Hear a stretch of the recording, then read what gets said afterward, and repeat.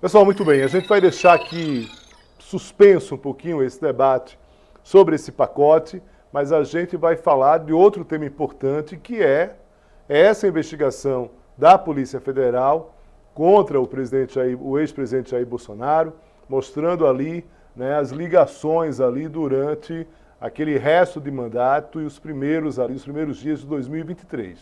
A gente tem uma declaração do ex-presidente Jair Bolsonaro. Agora eu queria que a gente ouvisse, na sequência a gente vai chamar o deputado federal Capitão Alden, vice-líder do PL na Câmara, para comentar um pouco sobre esse tema. Vamos lá? Para nós pacificarmos o Brasil, alguém tem que ceder. Quem tem que ceder? É o senhor Alexandre de Moraes. A anistia. Em 79, foi anistia, eu não era deputado, mas foi iniciado gente que matou, que soltou bomba, que sequestrou, que roubou, que sequestrou avião. E vamos pacificar, zero jogo daqui para frente. Agora, se tivesse uma palavra do Lula ou do Alexandre de Moraes no tocante à anistia, estava tudo resolvido.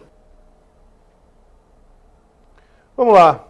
Capitão Alden, muito obrigado aqui pela presença. Como está? Como é que o senhor vai? Eu que agradeço o chamado, uma grande satisfação poder participar desse momento importante e democrático, né? Verdadeiramente, isso é democracia. Oportunizar ao outro lado justamente uma posição diferente daquelas que estão sendo pintadas aí por grande parte da imprensa. E estou muito bem, obrigado. Muito bem. Capitão Alden, diga uma coisa, essa declaração do ex-presidente Jair Bolsonaro não fica parecendo ali um apelo em relação ao Moraes e ao Lula e, de alguma forma, não tem um contraste em relação aos próprios movimentos do ex-presidente, tanto em relação a Lula quanto ao Moraes? Houve aí uma mudança de curso em relação ao ex-presidente depois desse indiciamento e desse relatório detalhado da Polícia Federal, a partir de uma delação, diga-se, de uma pessoa aliada ali, que é o Mauro Cid, um militar ali próximo completamente de Bolsonaro, né, que teve com o telefone de Bolsonaro, com a agenda de Bolsonaro, e resolveu abrir o jogo para a Polícia Federal, ou pelo menos o jogo que ele quis contar para a Polícia Federal e que ensejou todo esse inquérito detalhado da Polícia Federal. Começo perguntando ao senhor se essa declaração do ex-presidente é uma mudança de rumo, dado o indiciamento pela Polícia Federal nessa semana. Perfeito. Primeiramente, eu gostaria de esclarecer que o senhor fala em dados detalhados, relatórios detalhados da Polícia Federal. Infelizmente, me permita, um equívoco. O que nós estamos vendo é um show, um circo, para não dizer um circo, onde a Polícia Federal tenta empurrar goela abaixo para toda a sociedade e, infelizmente, parte da imprensa tem reverberado essas narrativas da Polícia Federal que, infelizmente, tem sido um braço armado do governo Lula. Aquela instituição tão respeitada, imparcial e transparente que buscava a verdade dos fatos e não a verdade imposta ou a verdade de alguns, ela está completamente tornando as ações da Polícia Federal ações enviesadas. Então, quando se fala em um relatório completo, com dados consistentes com relação a um golpe ou tentativa de golpe, isso não está provado. Me perdoe a colocação. Aliás, a própria Polícia Federal, ela tem rasgado a Constituição Federal, juntamente com o ministro Alexandre de Moraes, que infelizmente tem rasgado o Código de Processo Penal brasileiro, o próprio Código Penal brasileiro, onde se estabelece competências jurisdicionais. Então, cada um, na esfera de competência, em especial do Poder Judiciário, tem a sua competência para atuar dentro do processo. Não pode uma pessoa que é a vítima ser o julgador do caso e o mesmo que vai aplicar a sentença. Então, ele está se apropriando de todos os ritos do processo Ele é o acusado, ou ele acusa, ele mesmo é a vítima, ele mesmo julga, ele mesmo condena. Então, existe aí um vício muito claro, uma inconstitucionalidade flagrante de uma atuação que foge à competência de um ministro do STF. Primeiro ponto. O segundo ponto, que a todo momento vem se ventilando, que está confirmado, que há relatórios, que há depoimentos comprovando golpe ou tentativa de golpe. Vamos ser sinceros, vamos ser honestos. Me diga qual foi o lugar do mundo, na história mundial, onde houve um golpe ou tentativa de golpe com data, dia, hora e local pré-determinado. Um golpe, normalmente, ele ocorre um fator surpresa, ele ocorre com um somatório de condições que faz com que seja possível a aplicação de um golpe, a participação de pelo menos um dos poderes no eventual movimento golpista, a participação de grupos armados. Dificilmente se tem notícias de golpe ou tentativa de golpe e que não tenha havido derramamento de sangue, onde não tenha sido utilizado armas de fogo, onde não tenha sido utilizado aí ações de violência diretamente intentadas contra autoridades, sejam elas do Poder Judiciário, do Poder Executivo, ou de quaisquer outros poderes ou autoridades, de forma geral. Isso não aconteceu no Brasil. Estamos falando de um presidente da República que, tão logo, pelo resultado das urnas, tomou conhecimento da sua derrota nas urnas, não estava sequer mais no Brasil, não tinha mais condições de liderar qualquer eventual movimento golpista no final de semana, com pessoas simples, pessoas comuns, homens e mulheres que sequer tinham passagens na delegacia, jamais passaram sequer na frente de uma delegacia, eram réus primários, não tinham nenhum tipo de experiência militar, não tinham nenhum tipo de conhecimento militar ou estratégico para aplicar um golpe. Então, a fala de Jair Messias Bolsonaro, no sentido de realmente suplicar, não somente ao Alexandre de Moraes, mas também ao próprio presidente Lula, é que se deixe de fazer política. Já passou o período eleitoral, já passou a campanha política. Temos que agir com a consciência e com a razoabilidade. E qual é a razoabilidade? Estamos falando de pessoas comuns que eventualmente participaram de atos de depredação ao patrimônio público. Então eles têm que ser tratados como tal. Não estamos pedindo aqui simplesmente para anistiar golpistas ou pessoas assassinas ou terroristas, não. Estamos falando aqui para tratar as pessoas na medida de suas ações e ou omissões, punindo de acordo com a participação do ato. Então, se eventualmente elas depredaram o patrimônio público, que elas sejam punidas com essa penalidade, com essa atuação. E não simplesmente enquadradas como terrorismo, tentativa de golpe, tentativa de tomada do poder, formação de quadrilha, pessoas que não se conheciam, pessoas que não tinham a menor ideia do que estava acontecendo ali. Foi no movimento que nós conhecemos como turba, um movimento violento, de depredação, movido por ânimos, por emoções, forte emoção, de não aceitar um resultado das eleições, enfim, mas longe de serem terroristas. Terrorismo é o que acontece especialmente no Irã. O Brasil hoje tem, inclusive, apoiado sistematicamente a atuação de países declaradamente terroristas, que têm usado de força contra a sua população e contra populações de países. O Brasil tem feito esses sinais, esses gestos de apoiar essas atuações, mais longe de nós nesse aspecto.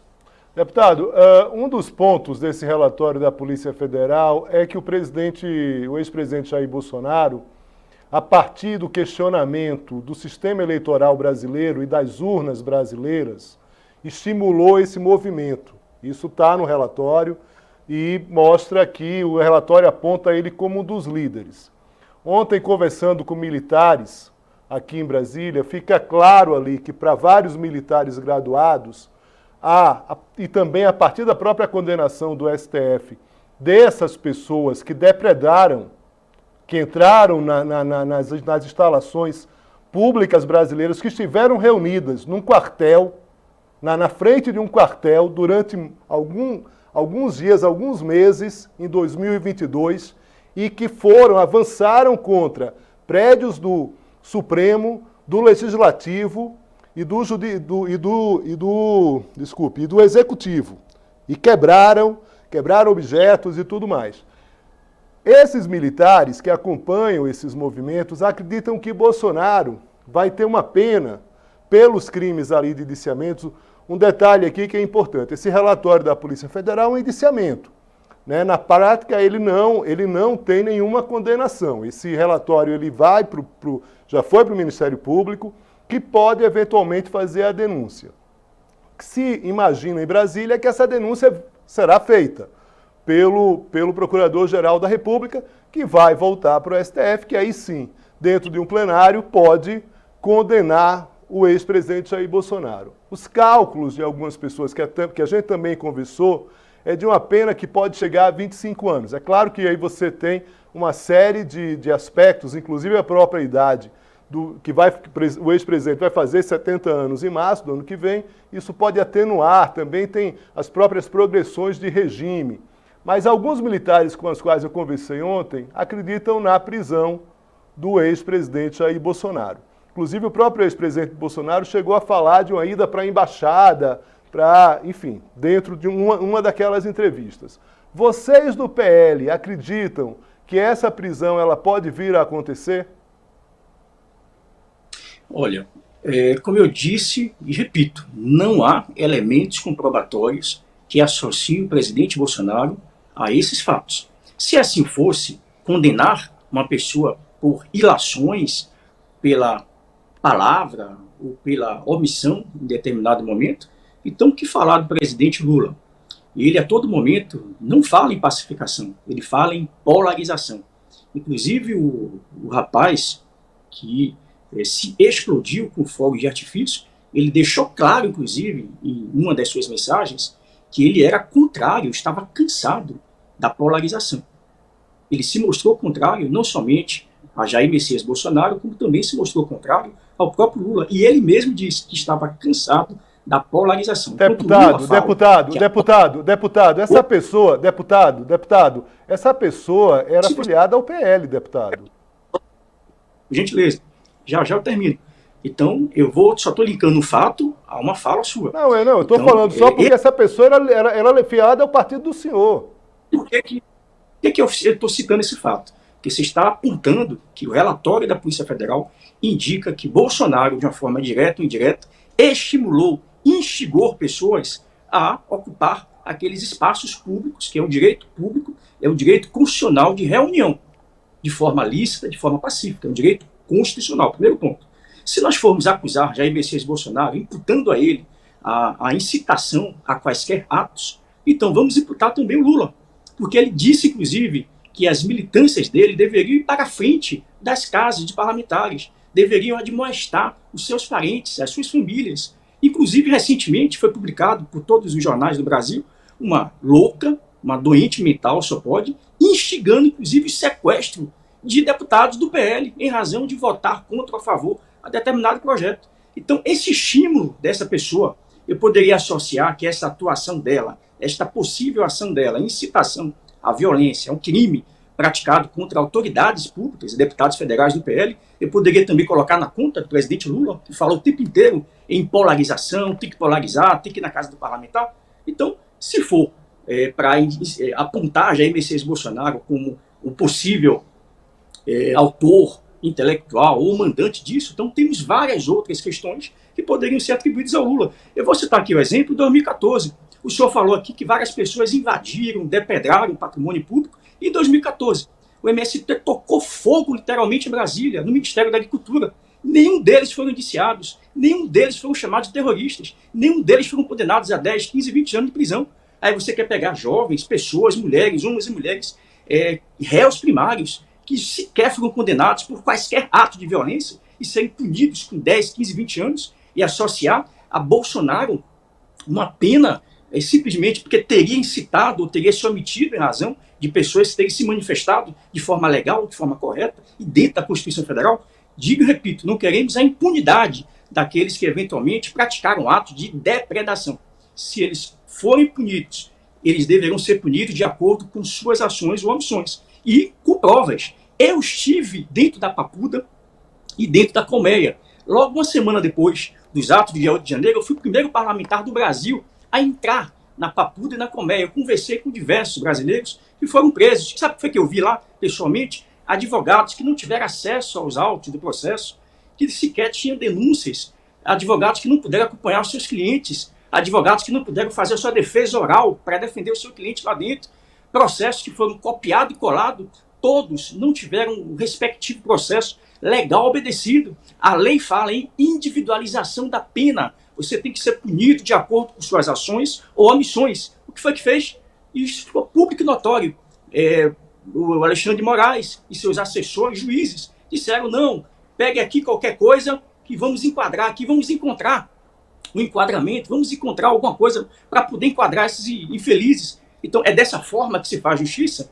Primeiro se encontra o autor, escolhe o autor aleatoriamente, depois corre atrás de provas. Isso não é justiça, isso é perseguição política. E, infelizmente, o STF tem sido um braço armado do Estado, legalizando arbitrariedades, legalizando atuações arbitrárias e inconstitucionais. Ponto.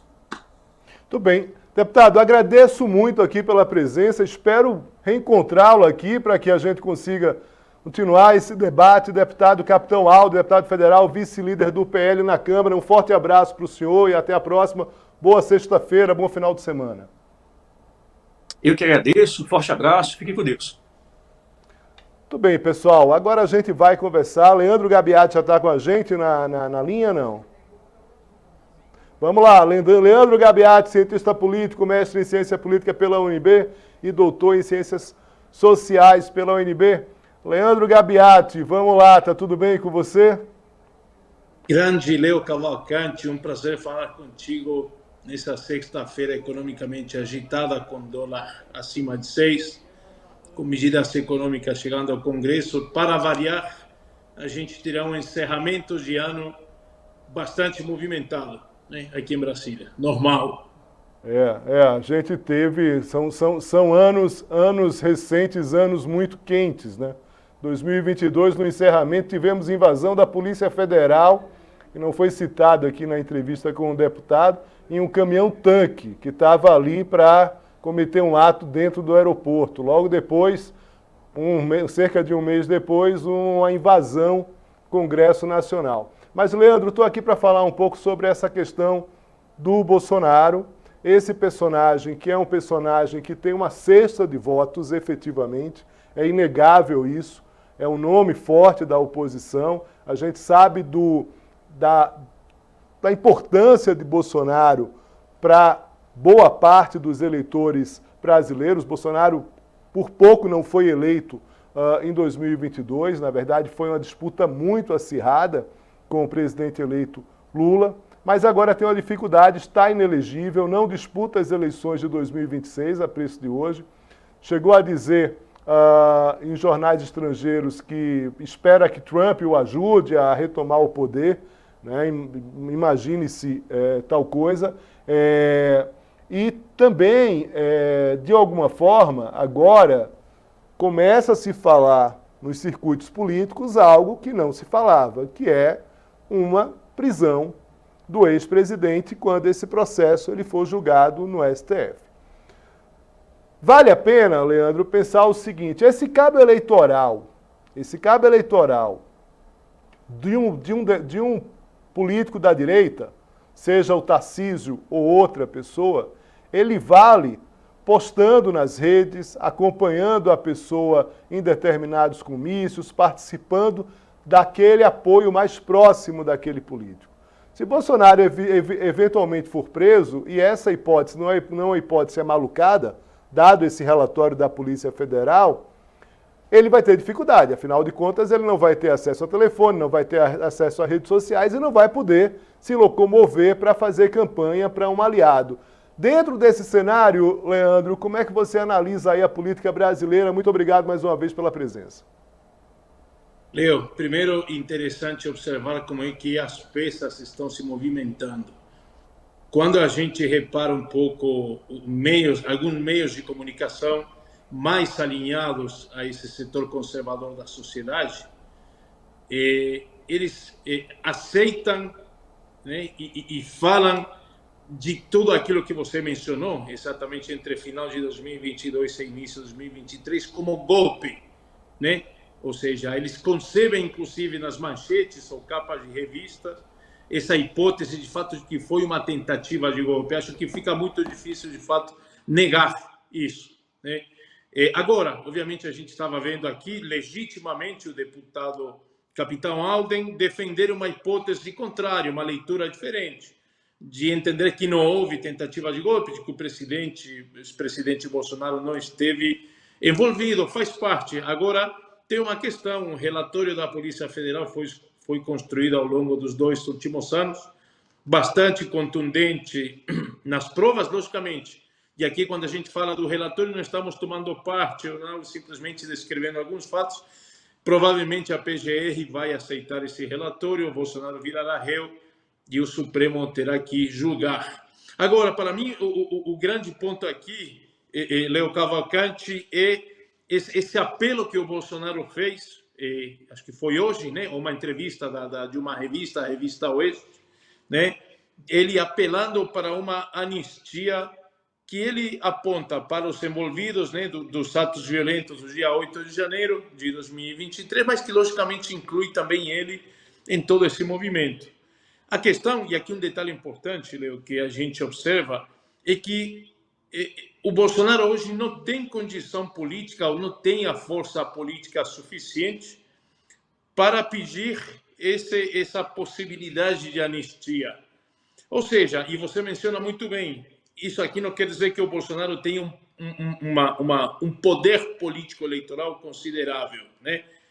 Ele, logicamente, né, lidera ainda um segmento da sociedade com uma posição conservadora quanto a costumes sociais. Mas o que a gente observou também é que há o surgimento de outros líderes que podem representar esse segmento. Acho que o caso do Pablo Marçal foi evidente. Então, quando o ex-presidente Bolsonaro começa a entender que está, de fato, vulnerável e que pode, de fato, esse processo que está em andamento concluir com uma prisão, resta ele apelar para uma anistia. Só que aí eu insisto, eu acho que uma anistia ou uma condição de anistia, de negociação de uma anistia, se dá quando você tem um impasse entre duas forças políticas muito grandes, quando você tem um equilíbrio de forças que impede uma saída ou um avanço, né, político, né? Mas, neste caso, o Bolsonaro está numa posição de fragilidade, ele não está numa posição de equilíbrio. Bolsonaro está inelegível e ele terá que enfrentar um processo com muitas provas materiais que a Polícia Federal conseguiu montar, né, juntar nesses últimos meses, né, ano e meio. Então, assim, chama atenção justamente, e a gente entende um pouco esse pedido, esse apelo que o Bolsonaro faz ao Lula e ao Alexandre de Moraes, justamente por enxergar que esse processo tem um ponto final e que esse ponto final provavelmente seja a prisão. Então, aqui o apelo, mas obviamente a gente entende que não há condição política para o Bolsonaro fazer esse pedido, ele não tem como, e certamente não haverá mudança de cenário. Até o ex-presidente, a defesa do ex-presidente, está pedindo no Supremo que Alexandre de Moraes seja afastado do processo por ser parte, ou seja, por não ter imparcialidade, justamente porque ele teria sido alvo de uma tentativa de homicídio, né? Obviamente isso aí não vai acontecer, certamente o Alexandre de Moraes não abriria a mão de relatar esse processo que ele vem tocando há tempo.